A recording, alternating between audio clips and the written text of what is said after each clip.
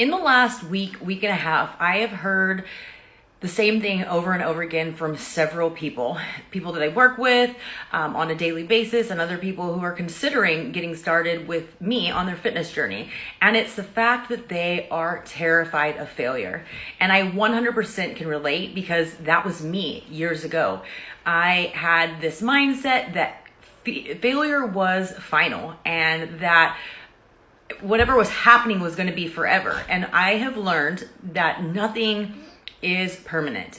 Anything can change. Happiness, sadness, good times, bad times, whatever you're going through, it's not permanent. I was listening to a book back in 2012 from John Maxwell. I don't know if any of you are familiar with him, but it was called Failing Forward. And he taught me something that I was mind blown, that when you fail, you're actually learning. I used to think that my failures and my past, my childhood, all these things, I thought they were working against me. And I thought that that was permanent, that I was never going to be able to be happy, be successful, move forward, feel confident. And when I realized that failure was a stepping stone to success and was able to change my perspective, everything changed. And so my message to everyone is that you have that power to see things differently, that at any moment in time, you can choose to look at things as either detrimental to your future or working towards the positive. And what I found is failures, pain, all these things are, they can be a history lesson for you if you use it that way. I've been working with my group that just got started this last month, and literally in less than 2 weeks, one person in particular that I'm going to share, she has been just slowly implementing the things that we've been learning, the things that I've been teaching.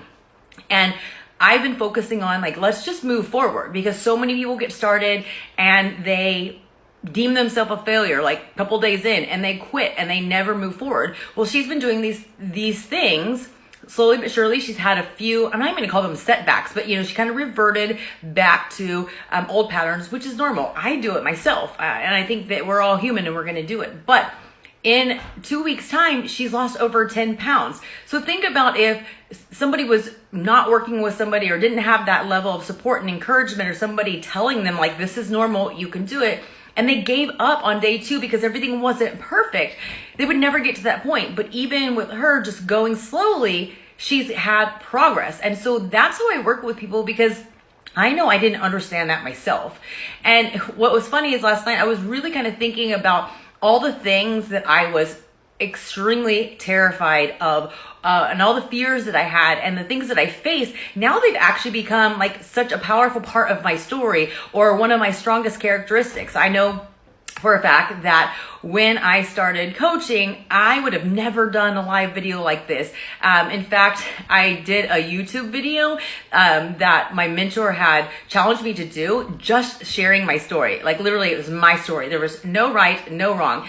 I was so embarrassed to do that I actually made my family leave, and I had to film it 45 times before I liked it. And it was on YouTube. People wouldn't really easily find me. It wasn't on my social media page.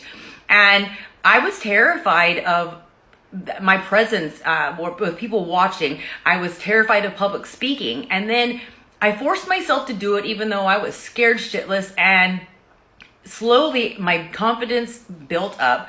Slowly I felt more secure talking in front of people, where at one point I was speaking in front of crowds of 300 people and owning that shit and being confident. And to this day, I still could get on stage and talk to 10,000 people and be fine. And it's so funny that something that was my biggest weakness now is something that I'm really proud of.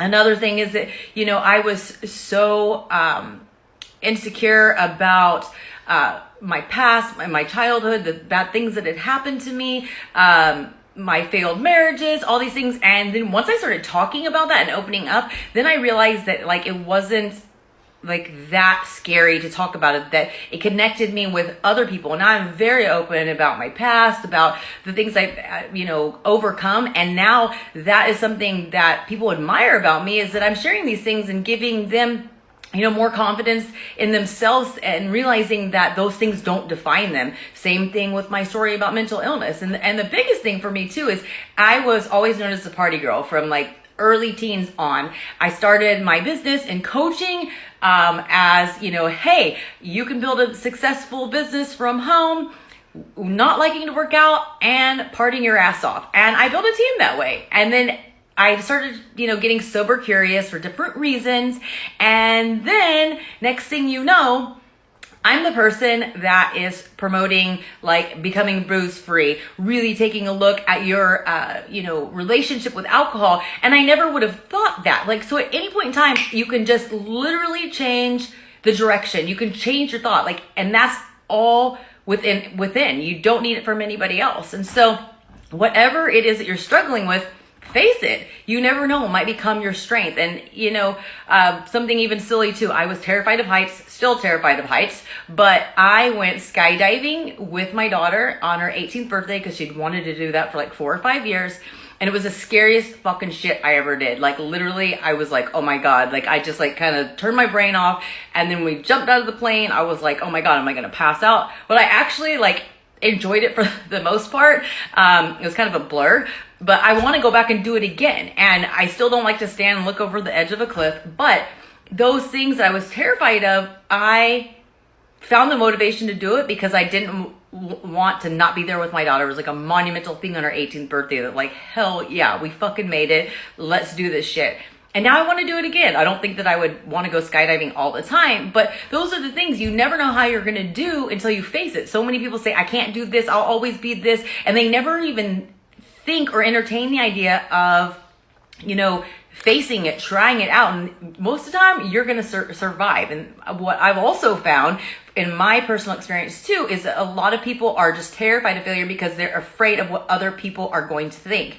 And here's the thing. If there's people who are just assholes, like it doesn't matter how hard you try, how much you try to make yourself likable and, you know, in presenting yourself to them, they're going to talk shit. They're going to be mean. They're going to be ugly. And that is 100% a reflection of how they feel about themselves and something they need to work through. And if people are going to judge you, then they really don't need to be in your life. And I guarantee when you start owning who you are and being true to yourself, you're going to attract the right people that support you and encourage you. So that's my message about failure today, because it's something that just keeps coming up when I'm talking to people and something we're really focusing on in my group about really just one foot in front of the other. One small change here and there, it will add up to big things, and just get started.